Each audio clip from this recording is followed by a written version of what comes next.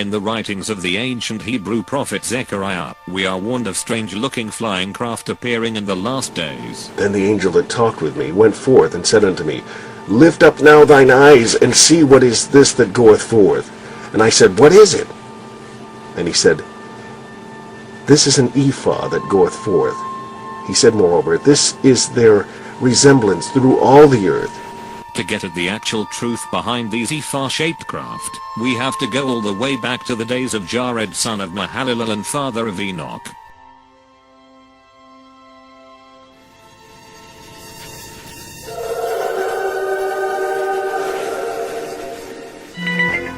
In those days, God chose Semyaza to lead 200 from a class of angels called the Watchers. They were to go preach to mankind from Mount Hermon. Dutifully obeying their orders, the Watchers boarded their Merkabahs and headed down to the earth to teach mankind.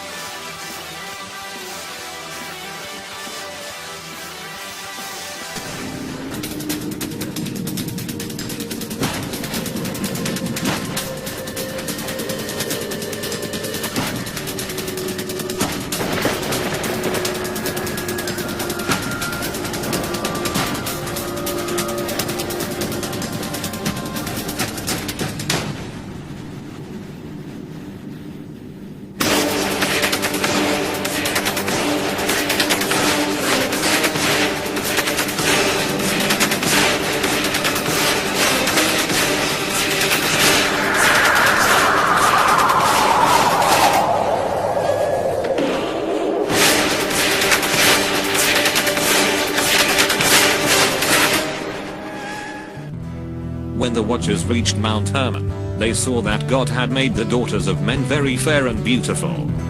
In fact, an insatiable lust for them rose up within every one of the Watchers. The Watchers decided to defile themselves with earthly women akin to how the dragon had contaminated the line of man earlier. They each chose one wife from amongst the children of men, in order to beget children of their own.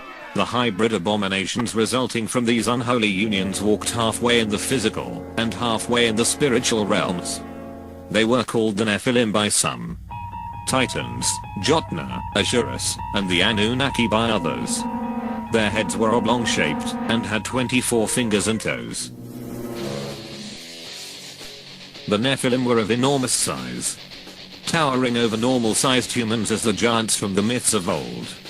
Some were extremely intelligent, while others were mere lumbering oafs. Due to their sheer size, the Nephilim were incredibly strong beyond imagining. Lifting, stacking, and even heaving boulders and monoliths were mere child's play to them. They built many gargantuan structures that today still baffle the greatest modern mind. These giants toyed with grown lions like human children do with kittens. They became renowned for their amazing feats of strength, and mankind was powerless to stop them, and their descendants from taking over the world as the evil kings of men.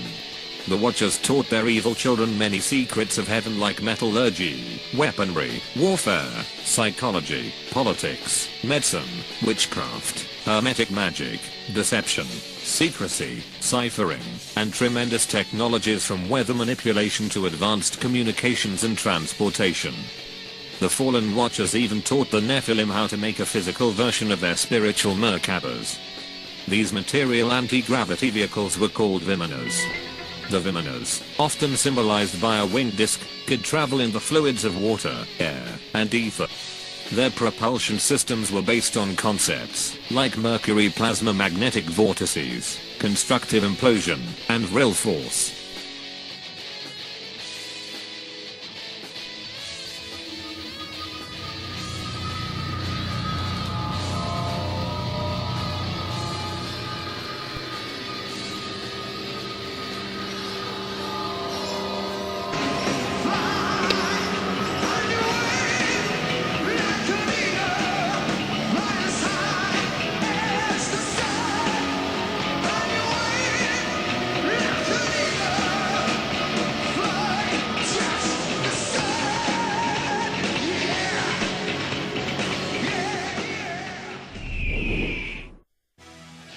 There are ancient records of Vimanas all over the planet. The best records are those of the keepers of the secrets in Tibet.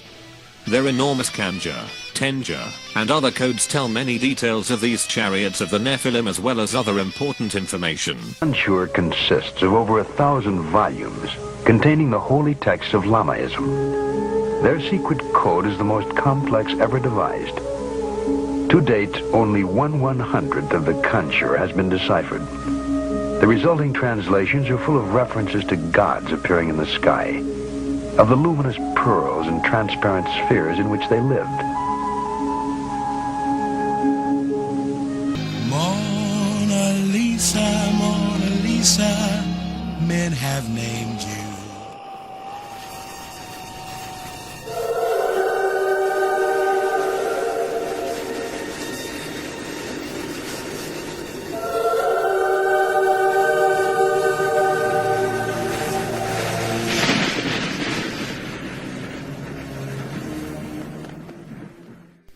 The best publicly known records of Vimanas are the myriad descriptions of them in the Indian Puranas, Vedas, epics, and other ancient literary works.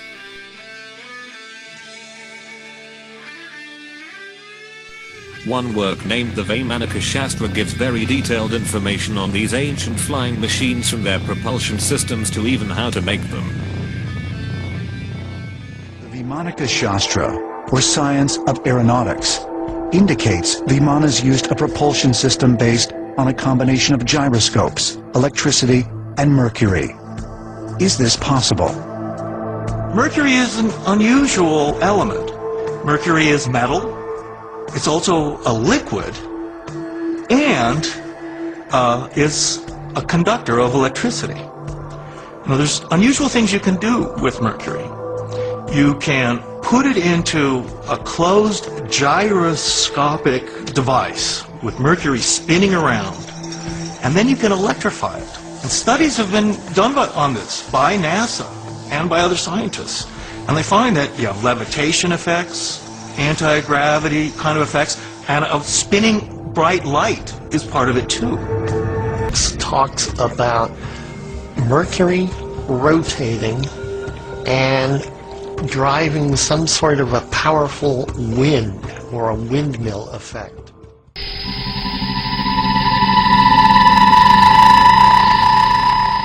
These Indian Vimanas were used to fight against the Asuras that lived on the White Island continent of Atala.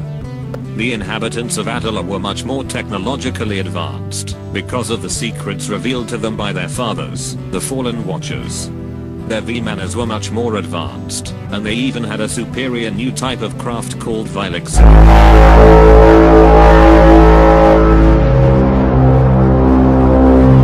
The Great War between the ancient Indians and the Asuras of Atala encompassed not only the entire Earth, but was said to even have spread as far as to the moon itself. Having no atmosphere nor much water, corrosion on the moon is minimal at best and leaves open the possibility that evidence of this great war still exists, if it did really occur. Mona Lisa, Mona Lisa, men have named you.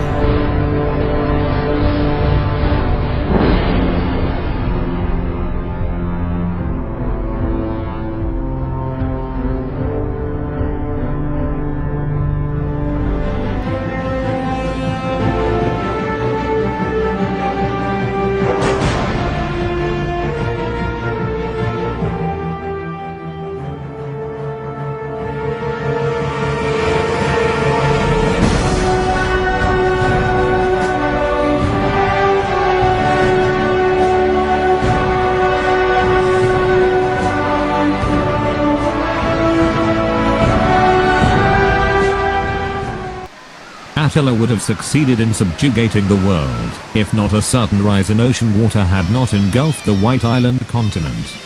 Asuras still aloft in Vimanas flew into the hollow earth, to dwell among the Hyperboreans and the Nagas.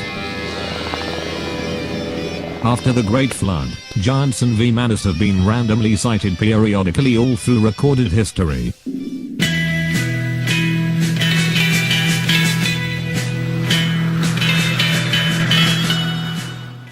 Vimanas were seen on 2 different occasions helping the young Alexander the Great with vitally important military campaigns. The first time seen coming out of the Jaxartes River when fighting against the Scythians, and the second time they were seen helping Alexander destroy the walls of ancient Tyre. His empire united both the exoteric and esoteric worlds.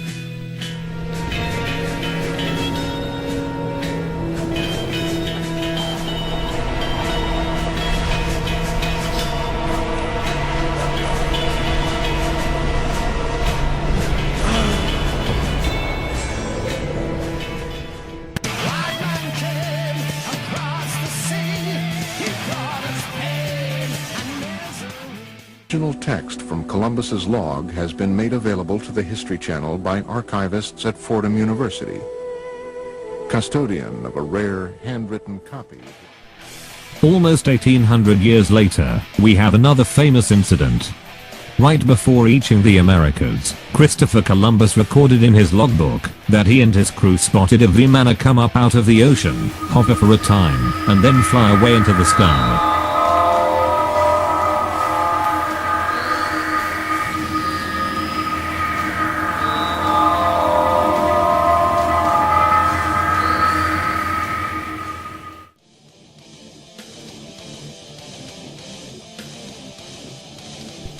5 millennia after the Great Flood, occultists began to search for the lost land of Attila and its extremely advanced technology, in order to use it to subjugate the world for themselves. They sought the descendants from the survivors of the Attila catastrophe. After little success in South America, Egypt, and India, they finally hit pay dirt when they made an expedition into Tibet and the surrounding area. The Tibetan monks of esoteric Buddhism told Satan's chosen people, if they could deliver a sacrifice of 6 million of the chosen people of God, then Sanat Kumara himself said they could have all the secrets of Attila. This included access to the coded records, location of the mummies of the ancient survivors of Attila, even how and where to dig up the punished watchers, and even the location of Attila itself along with all its evil technology.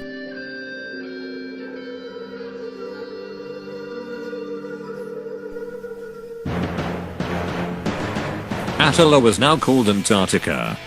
After the Nazis eagerly carried out their sick part of the deal, they voyaged to Antarctica and built Base 211. They found the flash-frozen technology of Attila below the ice, covered in ancient ruins. They also started the long process of finding and digging up the Watchers, to help them retro-engineer all the advanced technology being rediscovered.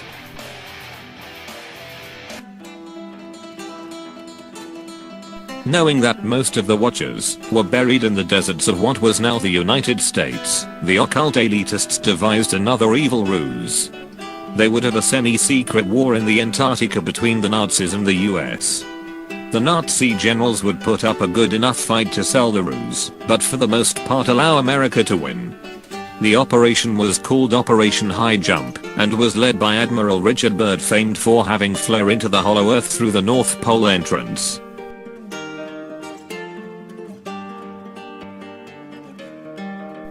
The enormous Task Force 68 fleet arrived in Antarctica in late December in 1946.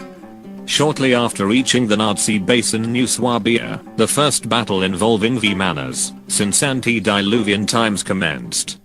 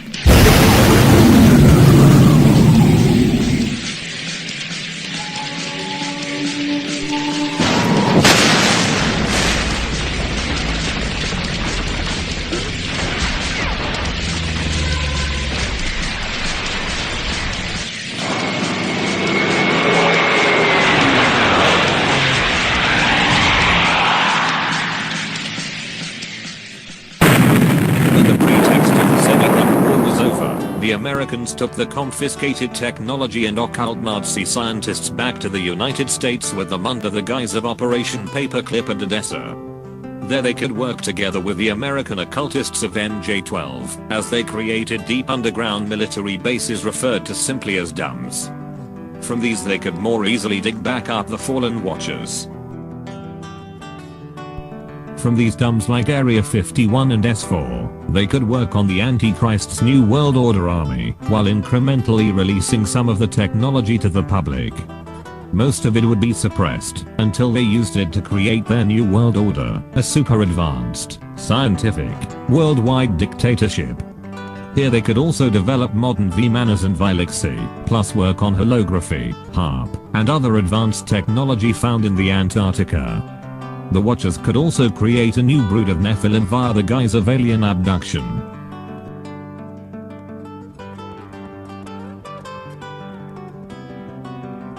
These new gigantic Nephilim, the Fallen Watchers, the Nagas, Fourth Reich Nazi Ubermensch, and all the new Vimanas and Vilexi will be a part of what is known as the Strong Delusion. The Strong Delusion is basically a complex scenario of false flags involving supposed alien invasion and so-called disclosure. The good alien versus bad alien pretext will be employed for the maximum effect in trying to fool the conditioned masses. They want the final result of all this deception to be a one-world government, thus bringing in the evil 7-year New World Order. I will not be pushed, filed, stamped, indexed, briefed, debriefed, or numbered. My life is my own. For official purposes, everyone has a number. Yours is number 6. I am not a number. I am a person. Woe to you, O earth and sea, for the devil sends the beast with wrath, because he knows the time is short. Let him who hath understanding reckon the number of the beast, for it is a human number. Its number is 666.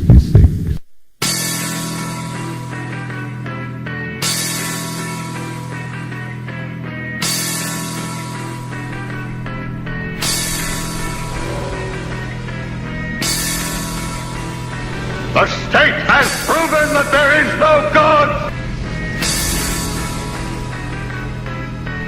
The idea is that every single human being is Christ.